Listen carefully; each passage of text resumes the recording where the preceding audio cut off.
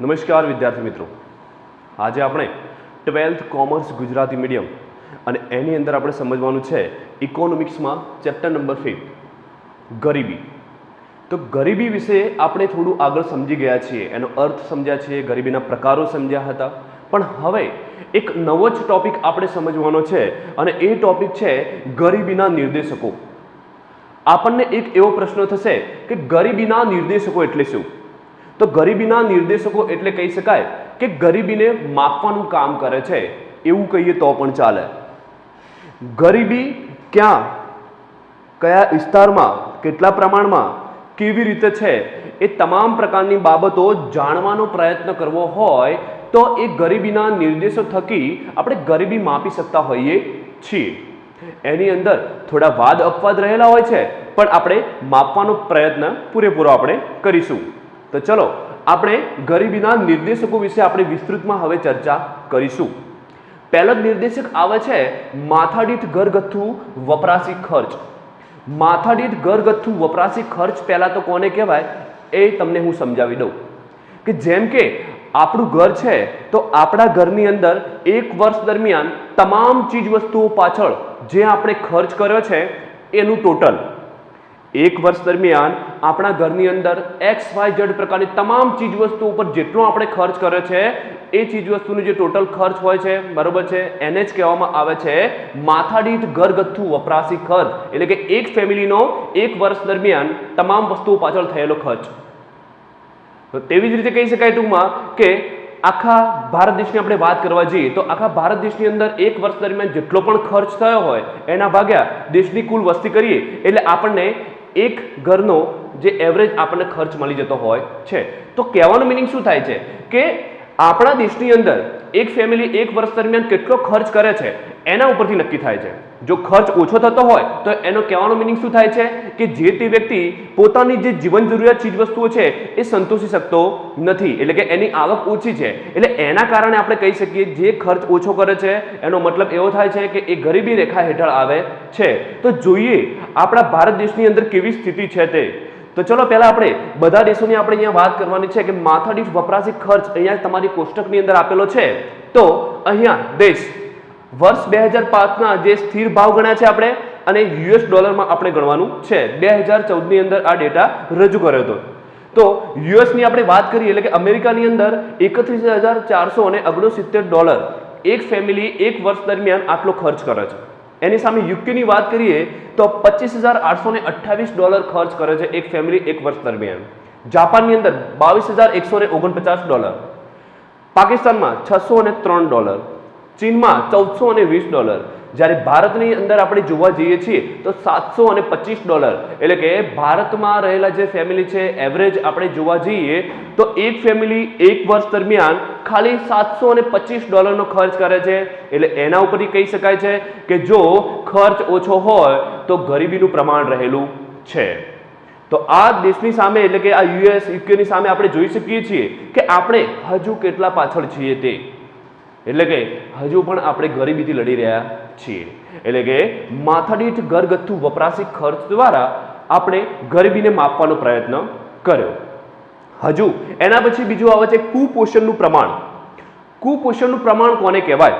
તો જેમ કે આપણે જે રોજિંદા જીવનની અંદર આપણે જે આહાર લેતા હોઈએ, જે ખોરાક લઈએ છીએ આપણે, તો આપણા ખોરાકની અંદર જરૂરી કેલરી હોવી જોઈએ, વિટામિન્સ હોવા જોઈએ, પ્રોટીન હોવું જોઈએ, કાર્બોહાઈડ્રેટ, મિનરલ્સ, આ તમામ બાબતો આપણા ખોરાકની અંદર હોવી જોઈએ.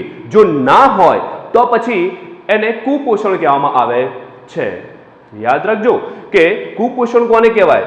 તો કેલરી છે, વિટામિન્સ છે, પ્રોટીન છે, કાર્બોહાઈડ્રેટ છે, મિનરલ્સ વગેરે જેવી બાબતોનો આપણા ખોરાકની અંદર સમાવેશ થયેલો હોવો જોઈએ. જો ના થાય તો પછી એ કુપોષણનું પ્રમાણ કહેવામાં આવે છે. તો જોઈએ કે આપણા ભારત દેશની અંદર કુપોષણનું પ્રમાણ કેટલું રહેલું છે તે. કુપોષિત વ્યક્તિઓની પ્રમાણમાં અહીંયા ટકાવારી આપેલી છે કે 1992ની અંદર જે ટકા કહેવાય કે 23.7% લોકો કુપોષણના ભોગી બન્યા હતા. એની સામે 2000ની વાત કરવા જઈએ 17.5% લોકો ટોટલ વસ્તીમાંથી. 2005-7ની અંદર 20.5% થયું છે 2010-12 ની અંદર 15.6% થયું છે અને હવે 2014-16 ની અંદર એટલે કે નજીકના વર્ષોની વાત કરીએ આપણે કરંટમાં કે 15.2%, એટલે કે હજુ પણ ભારત દેશની અંદર કુપોષણનું પ્રમાણ યથાવત છે, કે જેનાથી આપણે કહી શકીએ છીએ કે ભારત દેશની અંદર ગરીબીનું પ્રમાણ હજુ યથાવત છે. તો આવી રીતે કુપોષણના પ્રમાણ દ્વારા પણ ગરીબી માપી શકાય છે. હવે આપણે જોવાનું છે એના પછીનો જે ટોપિક આવે છે તે, તો એના પછીનો જે ટોપિક છે અપેક્ષિત આયુષ્ય અને બાળ મૃત્યુ દર. તો પહેલા તો બંનેની વ્યાખ્યા એટલે કે ડેફિનેશન તમને હું સમજાવી દઉં કે અપેક્ષિત આયુષ્ય કોને કહેવાય. અપેક્ષિત આયુષ્ય એટલે કે બાળક જન્મની સાથે, બાળક જ્યારે જન્મે છે ત્યારે કેટલા વર્ષનું એ આયુષ્ય ભોગવશે એની એક અપેક્ષા કરવામાં આવે છે.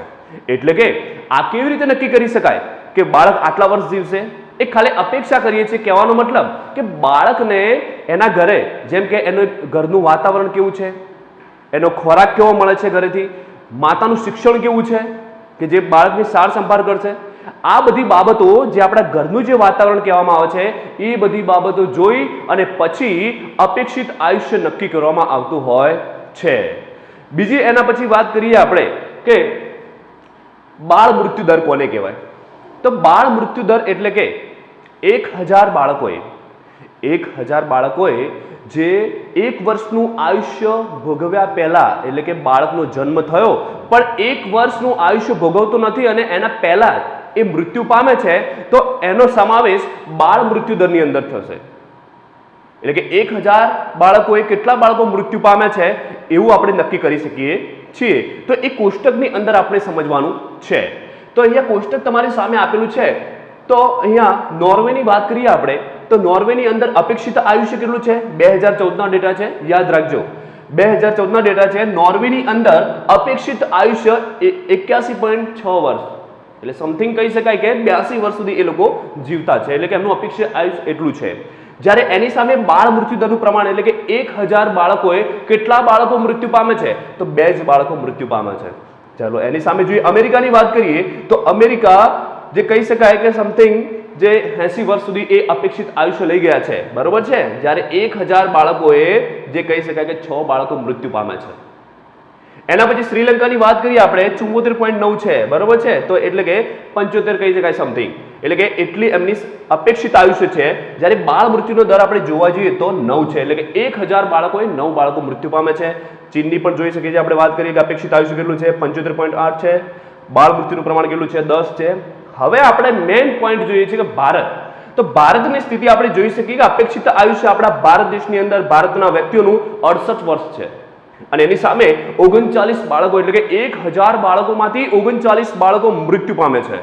તો આના ઉપરથી પણ કહી શકાય છે કે બાળકો મૃત્યુ ક્યારે પામે? કે જ્યારે બાળકોને આરોગ્યની સુવિધાઓ સારી ના મળી હોય, ઘરનું વાતાવરણ સારું ના હોય, એટલે કે જે બાળકને માફક આવે એવું વાતાવરણ જરૂરી હોય છે પણ નથી હોતું, જેના કારણે આ બાળકોને અલગ અલગ પ્રકારના ભોગ બનવું પડતું હોય છે અને જેના કારણે બાળકો જલ્દી મૃત્યુ પામતા હોય છે.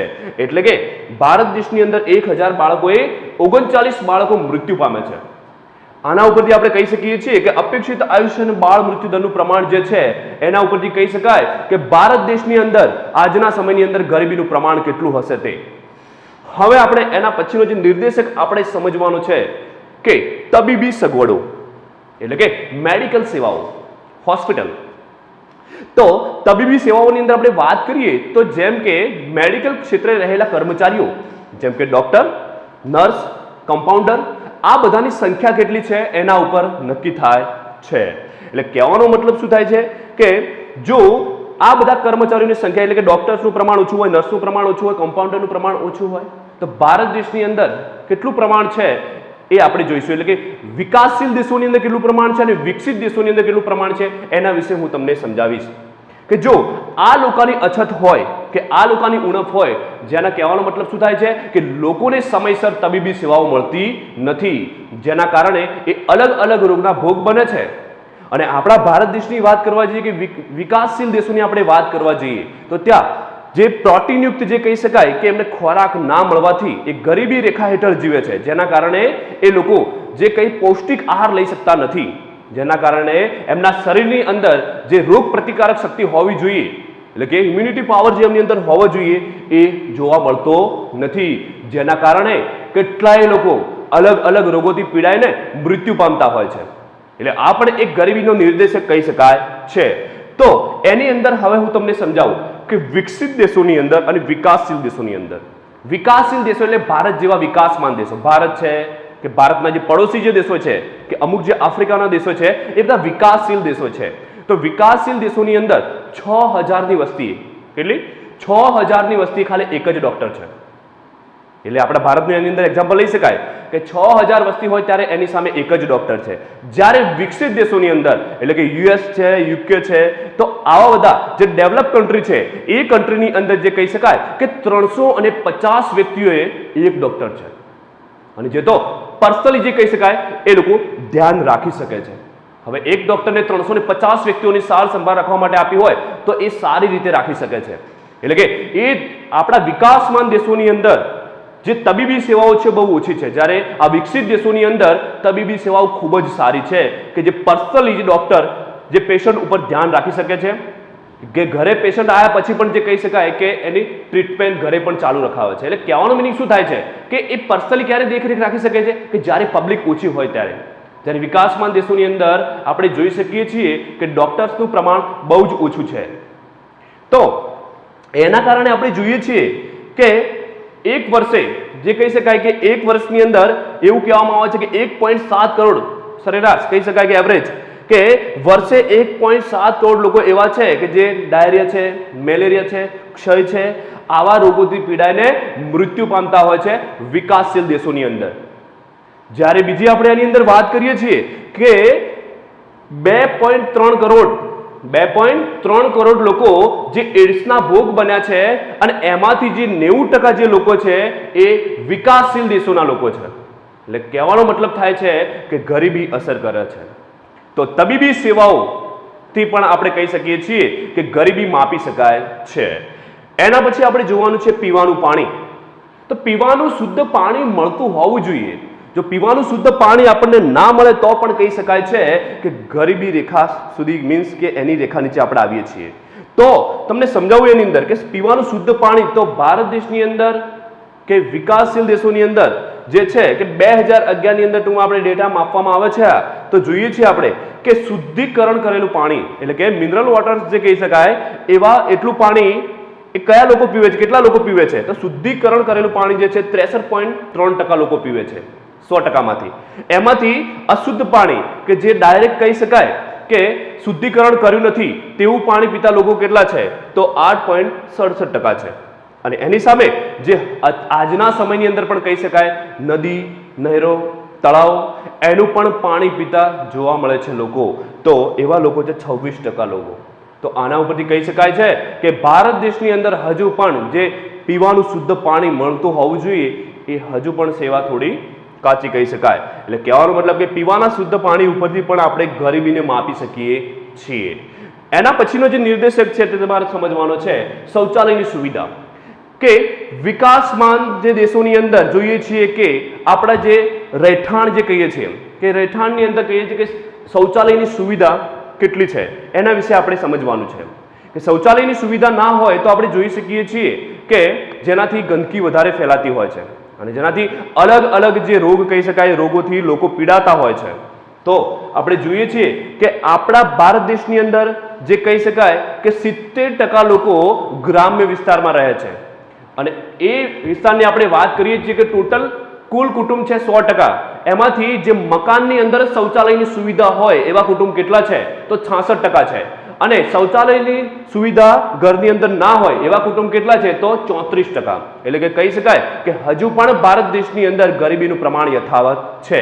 એટલે કે આ શૌચાલયની સુવિધા ઉપરથી પણ કહી શકાય છે જેના કારણે અલગ અલગ રોગોથી એ લોકોને પીડાવું પડે છે. એના પછી આપણે જોવાનું છે રહેઠાણ. ભારત દેશની અંદર જે બધા લોકો રહે છે જે રહેવા માટે જે આપણી પ્રાથમિક જરૂરિયાત એટલે કે જે ઘર હોવું જોઈએ બરોબર છે એ ઘર અમુક એટલે કે અમુક જેટલા લોકો હોય એનો અમુક એરિયા ફિક્સ કરવામાં આવેલો છે કે આટલા વ્યક્તિઓ હોય તો એના માટે આટલી સ્પેસ હોવી જોઈએ. એટલે કે સગવડવાળા મકાનો ઘરની અંદર અલગ અલગ પ્રકારની જે સગવડો હોય તેવા મકાનોની આપણે વાત કરવાની છે. તો હજુ પણ આપણે જોઈએ છીએ કે ભારત દેશની અંદર એવા મકાનો છે એટલે કે એક ઓરડાવાળા મકાનો છે કે જેના કારણે હજુ પણ ભારતના લોકો ગરીબી ભોગવી રહ્યા છે. બીજી આપણે વાત કરીએ છીએ કે ભારત દેશની અંદર 60% લોકો એવા છે. કેટલા? 60 કરોડ લોકો એવા છે કે જે કહી શકાય કે હજુ પણ એવા વિસ્તારમાં રહે છે કે જ્યાં ઝૂંપડપટ્ટી ચાલી છે, એવી વિસ્તારમાં રહેતા હોય છે, જેના કારણે કે એ લોકો અલગ અલગ રોગોથી પીડાઈ શકે, એટલે કે ગંદા વસવાટમાં રહેતા હોય છે લોકો. એટલે એના ઉપર પણ ગરીબીનું માપન કરી શકાય છે. એના પછી જોઈએ છે આપણે વીજળીનો વપરાશ, એટલે કે વ્યક્તિ દીઠ વીજળીનો વપરાશ થવો જોઈએ. જેમ કે વીજળી આપણા ઘરની અંદર જે વપરાશ થાય છે વ્યક્તિ દીઠ જે ફિક્સ કરેલો હોય એટલો થવો જ જોઈએ. જો ના થાય તો પણ એ ગરીબી રેખા હેઠળ આવીએ છીએ. એવું કહેવામાં આવે છે કે ગરીબીનું પ્રમાણ વધારે છે કે ઓછું છે. હવે આપણને એવો પ્રશ્ન થશે કે વીજળીનો વપરાશ કેવી રીતે? તો વીજળીનો વપરાશ એટલે કે આપણા ઘરની અંદર જે નાના મોટી જે સુવિધાઓ હોય છે એ સુવિધાઓ પાછળ આપણે વીજળીનો ખર્ચ આપણે કરતા હોઈએ છીએ. એટલે કહેવાનો મતલબ કે વ્યક્તિ દીઠ જે વીજળીનો વપરાશ થવો જોઈએ એ થવો જ જોઈએ. જો એટલો ના થઈ શકે તો એનો મિનિંગ શું થયો કે ગરીબી રેખા હેઠળ આવીએ છીએ, જેના કારણે આપણે બધી સુવિધાઓ ભોગવી શકતા નથી અને આપણે ગરીબીના ભોગ બન્યા છીએ. એટલે કે વીજળીનો વપરાશ દ્વારા પણ ગરીબીનું માપન કરી શકાય છે. એના પછી આવે શિક્ષણ. તે શિક્ષણ મહત્વનો ભાગ ભજવે છે કે શિક્ષણ દ્વારા પણ આપણે ગરીબીનું માપન કરી શકીએ છીએ. તો શિક્ષણ એટલે ટૂંકમાં આપણે જોવાનું છે સાક્ષરતા, કે 15 વર્ષ કરતા મોટી વ્યક્તિ હોય, 15 કે 15 કરતા મોટી વ્યક્તિ હોય અને એ વ્યક્તિ કોઈ પણ એક ભાષા લખતા અને વાંચતા આવડવી જોઈએ તો એને સાક્ષર વ્યક્તિ કહેવામાં આવે છે. તો સાક્ષરતાનું પ્રમાણ પણ આપણે જોવાનું છે. સાક્ષરતાનું પ્રમાણ કેમ? કે જો વ્યક્તિ સાક્ષર નહીં હોય તો એ જે તે ક્ષેત્રમાં કામ કરવા માટે જશે એટલે એની પસંદગીની તકો બહુ ઓછી હશે. એને મજૂરીનું કામ જ કરવું પડે છે અને પ્લસ એ શિક્ષિત નથી હોતો, જેના કારણે એનું જે ઉત્પાદકતા જે હોવી જોઈએ એ ઉત્પાદકતા ખૂબ જ ઓછી જોવા મળે છે. એ શ્રમિકો ખૂબ જ ઓછી ઉત્પાદકતા ધરાવતા હોય છે. તો જોઈએ છીએ આપણે સાક્ષરતાનું પ્રમાણ કે 2011ની અંદર સાક્ષરતાનું પ્રમાણ અલગ અલગ દેશોનું આપેલું છે. બ્રાઝિલનું છે 91% સાક્ષર દેશ છે. એના પછી આવે છે ભારતની અંદર 74.04%, એટલે સમથિંગ 75% કહી શકાય. હજુ પણ ભારત દેશની અંદર શિક્ષણનું પ્રમાણ બહુ જ નીચું છે. એના પછી આવે છે નેપાળ 60% છે અને પાકિસ્તાનની અંદર વાત કરો છે 55% છે. એટલે કે સાક્ષરતાનું પ્રમાણ જે છે એ ગરીબી ઉપર અસર કરે છે. જો શિક્ષિત વ્યક્તિ હોય તો એની ઉત્પાદન ક્ષમતા વધારે હોય, જેના કારણે એ વધુ આવક મેળવી શકે છે અને જે રોજિંદા જીવનની અંદર કે આપણી જે લાઈફસ્ટાઈલની અંદર જે કહી શકાય એની અંદર એ વધારે ખર્ચ કરી શકે છે. પણ એ લોકોની ઉત્પાદકતા બહુ નીચું રહેવાથી, એટલે કે શિક્ષણનું પ્રમાણ બહુ નીચું છે, જેના કારણે ગરીબી એના ઉપરથી પણ આપણે નક્કી કરી શકીએ છીએ. એના પછી આપણે સમજવાનું છે આવક અને સંપત્તિની અસમાન વહેંચણી. કે વિકાસમાન દેશોની અંદર કેવું થાય છે તો જે રાષ્ટ્રીય આવક એટલે કે જે દેશની આવક છે એ અમુક લોકોના હાથમાં કેન્દ્રિત થઈ ગયેલી છે. જે લોકો જોડે પૈસા છે એ લોકો જોડે વધુ પૈસા છે, જ્યારે જે લોકો જોડે પૈસા નથી એમની જોડે નથી. એટલે કહેવાનો મિનિંગ શું થાય છે કે દેશની જે આવકની વહેંચણી જે સમાનતા હોવી જોઈએ એ સમાનતા જોવા મળતી નથી. તો જોઈએ છે કે ટોચની એક વ્યક્તિઓ પાસે એટલે 1% વ્યક્તિઓ પાસે જે કરોડપતિ વ્યક્તિઓ કહી શકાય, બરોબર છે, જે દેશની જે વાસ્તવિક રાષ્ટ્રીય આવક એમની જોડે રહેલી છે કે વધુમાં વધુ પૈસા એમની જોડે રહેલા છે. કેટલા ટકા એવા લોકો છે કે જેમની જોડે દેશની રાષ્ટ્રીય આવક એમની જોડે કેન્દ્રિત થયેલી છે? તો દેશ અહીંયા આપેલા છે. યુએસની અંદર જોવા જઈએ તો 15.2 છે, એટલે કે 1998 ની વાત કરવામાં આવી છે અને 2012ની અંદર 18.9% છે. એના પછી આવે છે યુકેની અંદર 12.5% છે અને 12.7% 2012ની અંદર. ભારતમાં જોવા જઈએ તો 9% અને 12.6%. એટલે કહેવાનો મતલબ શું થાય છે કે વધુમાં વધુ આવક એ લોકો પાસે સંગ્રહાયેલી હોય છે. એટલે કે આવકની અસમાન વહેંચણી છે. જે સરખા ભાગે વહેંચણી થવી જોઈએ એ વહેંચણી જોવા મળતી નથી. એટલે કે એના કારણે પણ ગરીબીનો ભોગ બનવું પડતું હોય છે. એના પછી જોઈએ છે આપણે બેરોજગારીનો ઊંચો દર. બેરોજગારી કોને કહેવાય? પ્રવર્તમાન વેતન દરે કામ કરવાની ઈચ્છા શક્તિ વ્યક્તિ ધરાવતી હોય અને કામની શોધમાં હોય, પણ જો એને કામ ન મળે તો પછી એ સ્થિતિને બેરોજગારી કહેવામાં આવે છે અને એ વ્યક્તિને બેકાર કહેવામાં આવે છે. તો આ બેરોજગારીનું પ્રમાણ ભારત દેશમાં ખૂબ જ વધારે છે કે લોકો કામ કરવા માંગે છે પણ એ લોકોને કામ મળતું નથી. એટલે કે એ લોકો આવક કમાઈ શકતા નથી અને પોતાની જે જીવન જરૂરિયાત ચીજ વસ્તુઓ એ લોકો મેળવી શકતા નથી. તો જોઈએ છે ટૂંકમાં આપણે 2011ની અંદર જે બેરોજગારીનો જે દર કહેવામાં આવે છે 9% જેટલો દર રહ્યો છે, ખૂબ જ વધુ કહી શકાય. એના પછી આપણે જોવાનું છે કે 2013-14 ની અંદર જે શ્રમ બ્યુરો દ્વારા એમને જે સર્વે કરેલો, એમને એવું કહેલું કે 15 વર્ષ કરતા જે મોટી વ્યક્તિઓ છે એમના ઉપર એમને સર્વે કર્યો હતો, તો બેરોજગારીનો દર 4.9% રહ્યો છે. એ પણ વધુ કહી શકાય. અને એમાં પણ એમને અલગ અલગ ભાગ વહેંચ્યા હતા, એટલે કે ગ્રામ્ય વિસ્તારમાં કેટલો છે, તો ગ્રામીણ ક્ષેત્રોની અંદર 4.7% હતો અને શહેરી વિસ્તારની અંદર જે કહી શકાય કે 5.5%ની બેરોજગારીનો દર જોવા મળે છે. તો બેરોજગારીનો દર જેટલો વધારે હોય એટલું કહી શકાય કે એ જે તે દેશની અંદર ગરીબીનું પ્રમાણ પણ વધારે હોય છે. તો આ ટોટલ ટોપિક્સ આપણે બધા સમજ્યા છીએ એ ગરીબીના નિર્દેશકો હતા. આ તમારો એક પ્રશ્ન થાય છે, આની અંદરથી ઘણા બધા નિર્દેશકો તમારી એક્ઝામમાં પૂછાઈ શકે છે. એટલે કે આ ગરીબીના નિર્દેશકો આપણે ગરીબીનું માપવાનું કામ કર્યું છે. ગરીબીને માપવાનું કામ કર્યું છે. યાદ રાખજો કે ગરીબીના નિર્દેશકો શું છે, એનું કામ શું છે, તો ગરીબી ક્યાં છે, કેટલા પ્રમાણમાં છે, કેવી ગરીબી છે, એનું માપવાનું કામ ગરીબીના નિર્દેશકો કરે છે. તો આપણે એક એક કરીને ટોટલ જેટલા પણ ટોપિક્સ હતા એ આપણે અહીંયા કમ્પ્લીટ કરીએ છીએ. એના પછી આપણે નેક્સ્ટ લેક્ચરમાં આપણે જોઈશું. Thank you.